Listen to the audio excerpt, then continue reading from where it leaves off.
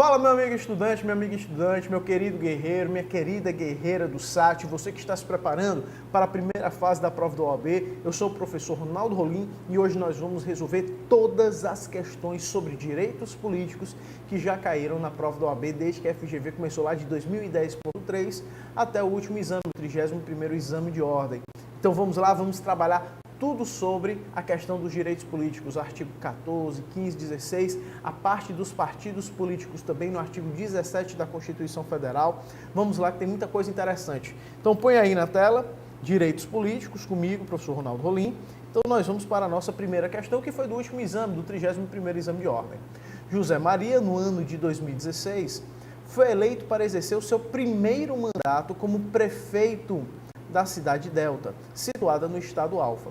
Nesse mesmo ano, a filha mais jovem de José Maria, Janaína, de 22 anos, elegeu-se vereadora e já se organiza para um segundo mandato também como vereadora. Rosária, de 26 anos, a outra filha de José Maria, animada com o sucesso da irmã mais nova e com a popularidade do pai, que pretende concorrer à reeleição, faz planos para ingressar na política, disputando uma das cadeiras da Assembleia Legislativa do estado Alfa. Diante desse quadro, a família contratou um advogado para orientá-la.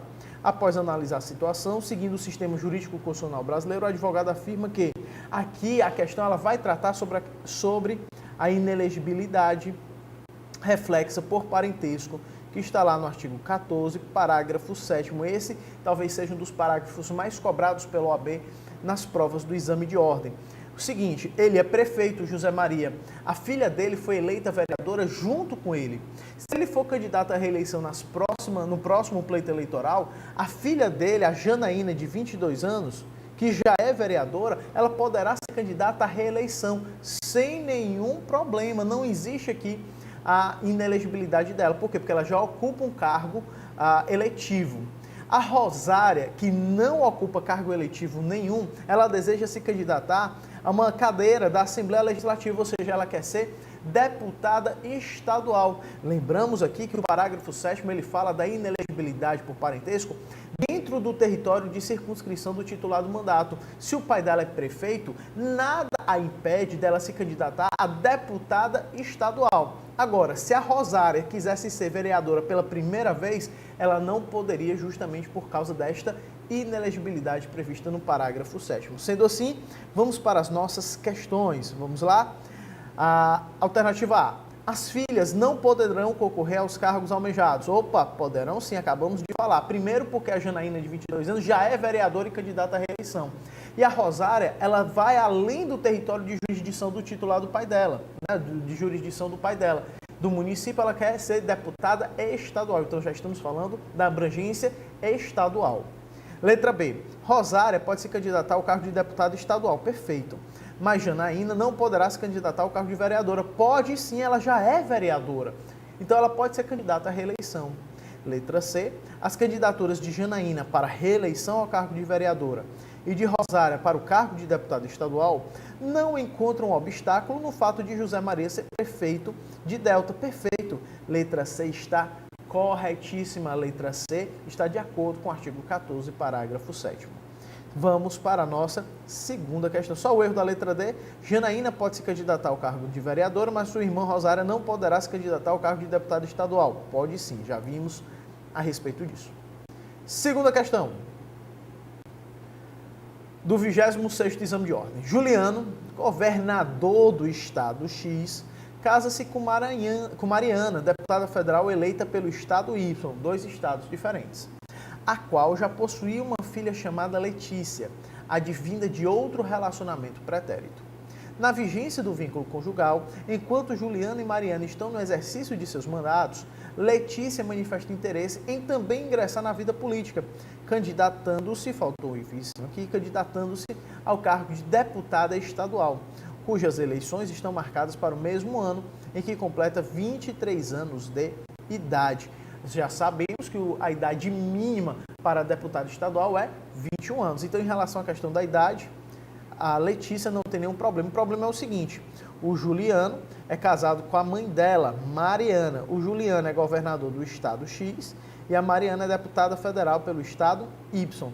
Se a Letícia, que é enteada de Juliano, porque é filha de Mariana, quiser se candidatar pelo estado X, ela não poderá. Por quê?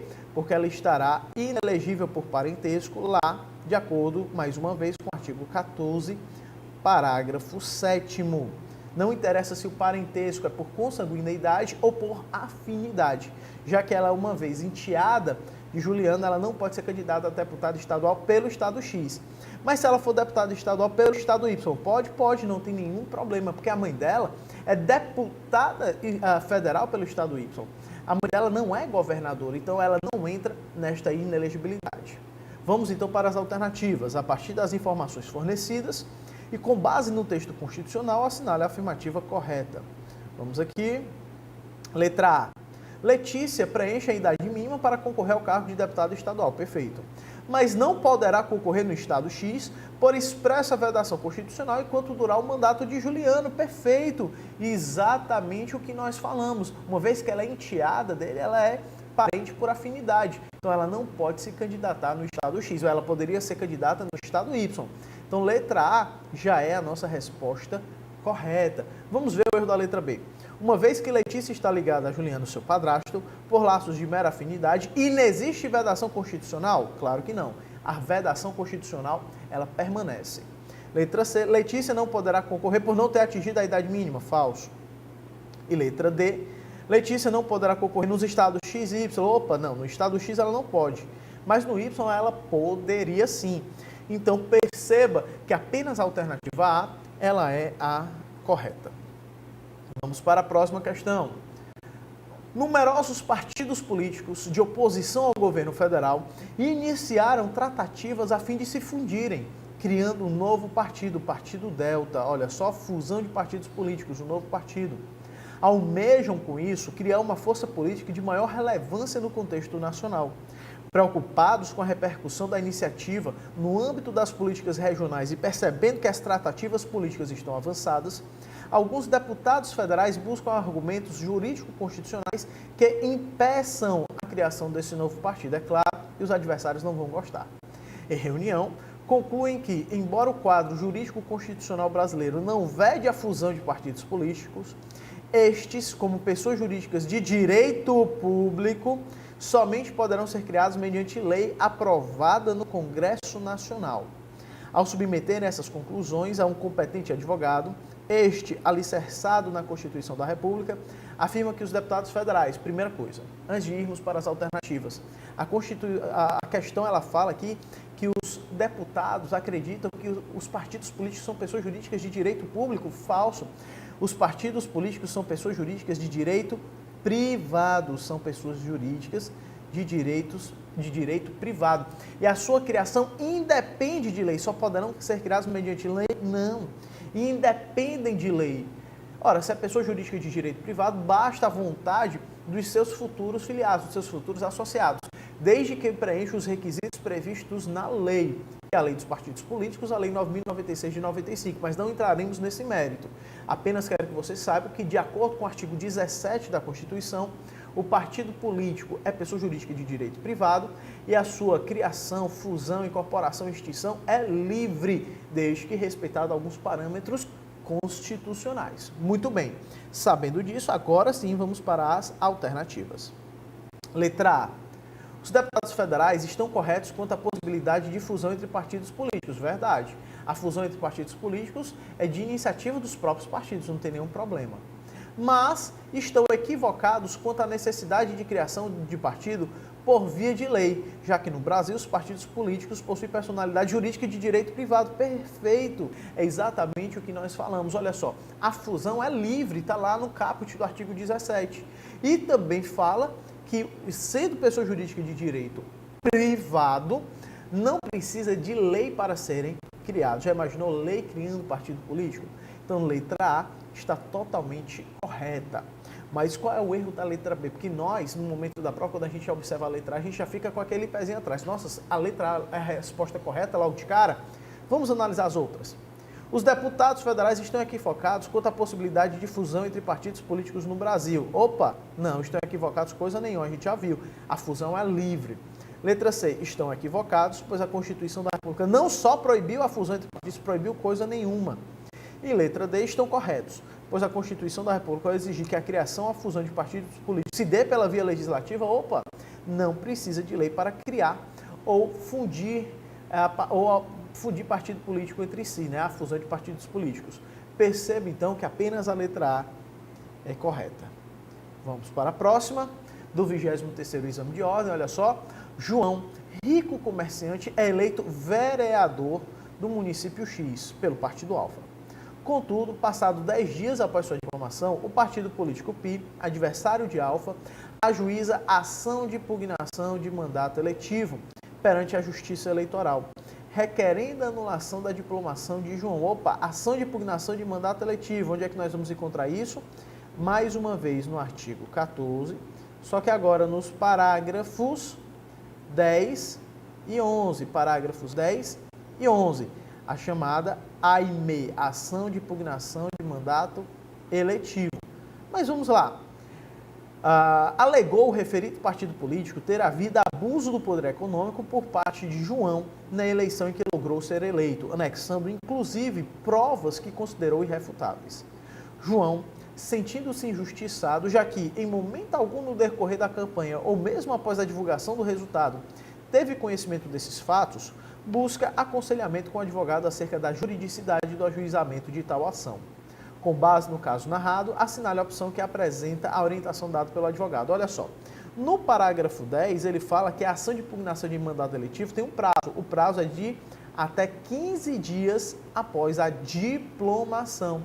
E no caso aqui da questão, falou que o partido político PRI ajuizou a ação 10 dias após a diplomação. Está dentro do prazo constitucional? Está.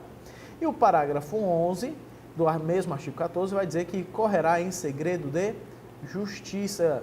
Só terão acesso aos autos as partes e os seus representantes. Sendo assim, vamos para as alternativas. Letra A. O partido Pi não poderia ter ingressado com a ação, pois abuso de poder econômico não configura fundamento que tenha o condão de viabilizar a impugnação de mandato eletivo. De acordo com o parágrafo 10, poderia sim. Letra A está falsa. Letra B.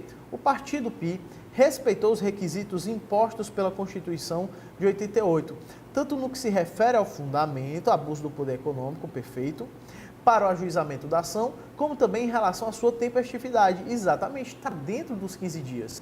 Letra B, portanto, é a resposta correta. Qual o erro da alternativa C? O partido Pi, nos termos do que dispõe a Constituição de 88, não poderia ter ingressado com a ação, pois ocorrida a diplomação está precluso, Precluso encontrar-se o direito de impugnar. Não, é até 15 dias após a diplomação. E a alternativa D, o partido Pi só poderia impugnar o mandato eletivo que João conquistou pelo voto popular em momento anterior à diplomação? Claro que não. Então, a alternativa B, ela é a nossa resposta correta. Vamos para a próxima. 20º exame de ordem, replicação aqui lá no município de Salvador. Wilson, nascido nos Estados Unidos da América, com 29 anos de idade, é filho de pais brasileiros. Fluente na língua portuguesa, participa com brilho da política partidária regional de um estado da Federação Brasileira, dominada há várias gerações por sua família. Aqui é uma questão que mescla nacionalidade com direitos políticos. Olha só, brasileiro nato, para ser brasileiro nato, nascido no exterior, o pai ou a mãe precisa ser brasileiro. No caso, ambos os pais eram brasileiros. Como é que nós fazemos aqui para saber se ele é brasileiro nato, se nascido no exterior? Um dos pais tem que estar a serviço da República Federativa do Brasil. Não é esse o caso? Então ele tem que ser o quê? Registrado em repartição brasileira competente, embaixada, consulado. Se não for esse o caso, existe uma terceira alternativa para que esta pessoa nascida no exterior, filha de pais brasileiros, venha a ser brasileiro nato. Ele tem que vir a residir no Brasil em qualquer momento da sua vida e optar pela nacionalidade brasileira. Lembrando que essa opção só terá validade, só surtirá efeitos após a maioridade, ou seja, a partir dos 18 anos. Muito bem. Voltando à questão, esta natural inclinação leva seus familiares a incentivá-lo no sentido de concorrer ao cargo de governador do estado nas eleições que serão realizadas dali a 2 anos. Sobre a possibilidade jurídica de Wilson concorrer ao pleito, mais precisamente no que se refere às questões de nacionalidade e idade, Assinale a afirmativa correta. Eu coloquei essa questão aqui em direitos políticos porque ela mescla ambos os assuntos e trata mais de direitos políticos. Então vamos lá.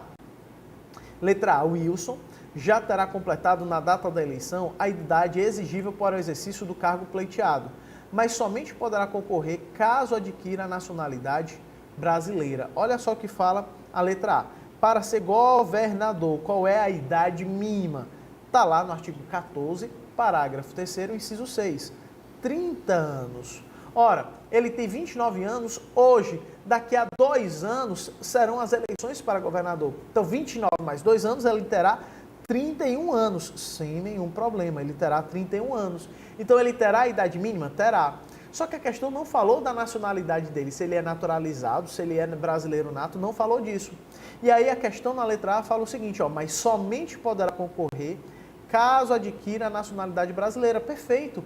Por quê? Porque estrangeiro no Brasil não tem direitos políticos. O estrangeiro não pode votar, nem ser votado. Então vai depender da questão da nacionalidade dele, mas em relação à idade mínima, ele terá condições. Então, letra A está corretíssima.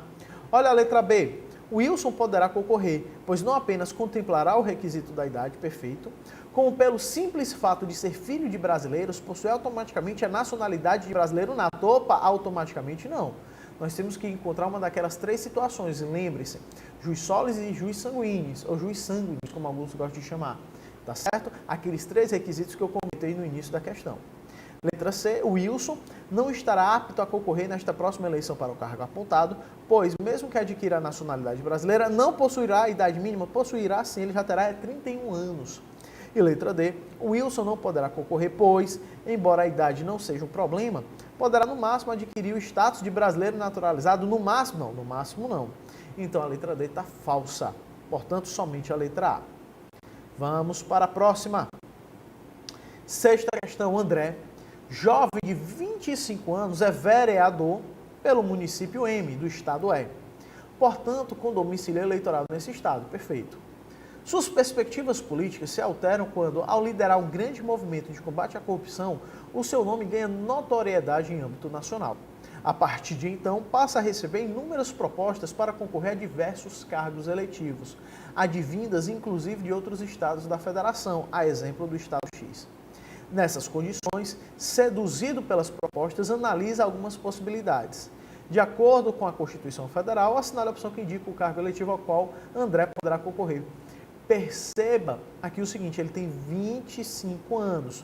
Mais uma vez, as idades mínimas para os cargos eletivos.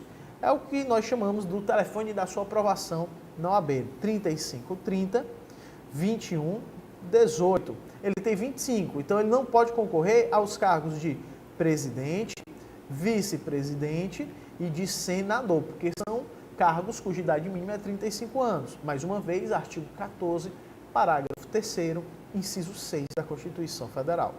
30 anos, governador e vice-governador. E 21 anos, 21 anos ele pode ser prefeito, vice-prefeito e deputado. E juiz de paz também. E deputado, não interessa se deputado federal, estadual ou distrital. E 18 anos, a idade mínima para vereador. Sendo assim, vamos analisar as alternativas. Letra A, ele pode ser deputado estadual pelo estado X. Opa, cuidado. Professor, ele perfaz a idade mínima para deputado estadual. Sim, mas ele não pode ser pelo estado X. Por quê? Porque o domicílio eleitoral dele está no estado E. Então, ele teria que transferir o domicílio eleitoral dele.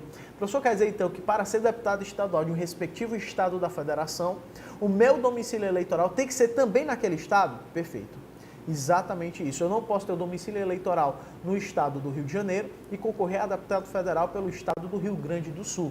Não há sentido nisso, ok? Cuidado com a pegadinha, a letra A está falsa. Letra B, deputado federal pelo estado é perfeito. Ele tem um domicílio eleitoral nesse estado e a idade mínima. Letra B está corretíssima. Letra C, senador, não, porque ele tem 25 anos e a idade mínima é 35. E governador também não, porque ele tem 25 e não 30 anos. Vamos para a próxima. 13º exame de ordem, olha só. No que concerne às condições de elegibilidade para o cargo de prefeito, acabamos de ver na questão anterior que o cargo de prefeito tem a idade mínima de 21 anos, tá certo? Então, essas condições de elegibilidade para o cargo de prefeito previstas na Constituição de 88, assinale a opção correta. José, ex-prefeito que renunciou ao cargo 120 dias antes da eleição, poderá candidatar-se à reeleição ao cargo de prefeito. Opa, ele é ex-prefeito, renunciou ao cargo 120 dias antes da eleição e ele pode candidatar-se à reeleição? Não, olha só, aqui não tem nenhum sentido isso. Ele é ex-prefeito, renunciou ao cargo, quer ser candidato à eleição. Se ele renunciou ao cargo, ele não é mais prefeito. Então não podemos falar em reeleição. Reeleição é quando o chefe do Poder Executivo, seja presidente, governador ou prefeito, ele deseja concorrer ao mesmo cargo que já ocupa. No caso aqui, o termo reeleição está equivocado e ele renuncia ao cargo 120 dias antes da eleição. Devemos prestar atenção à regra da desincompatibilização, lá no artigo 14, parágrafo 6º.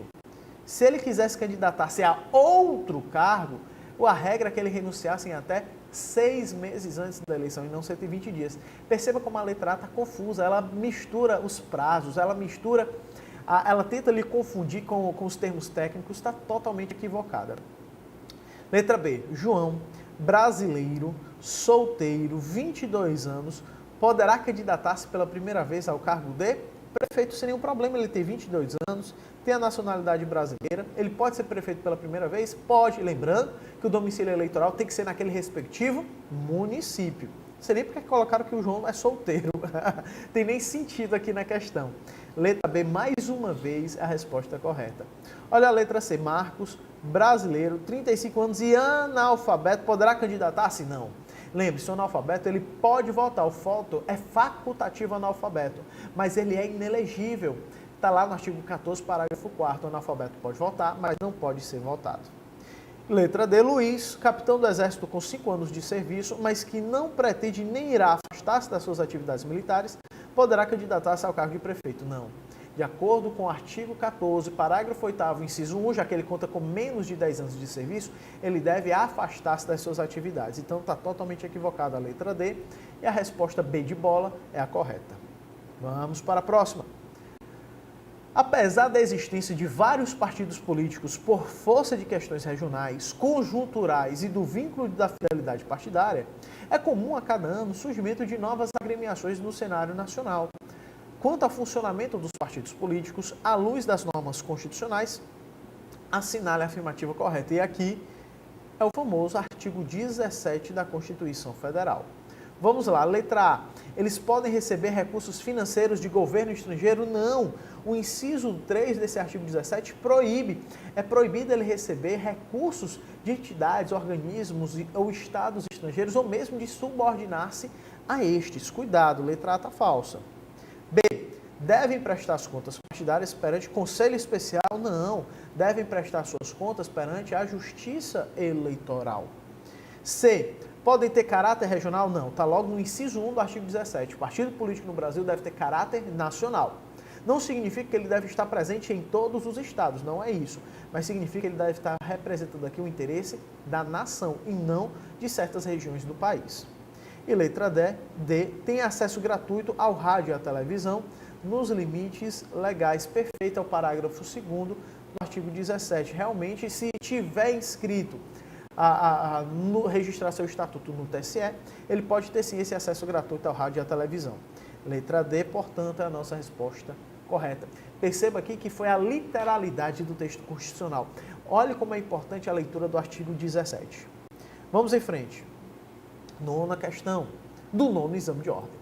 José da Silva, prefeito do município X, integrante do estado Y, possui familiares que pretendem concorrer a cargos elegíveis nas próximas eleições.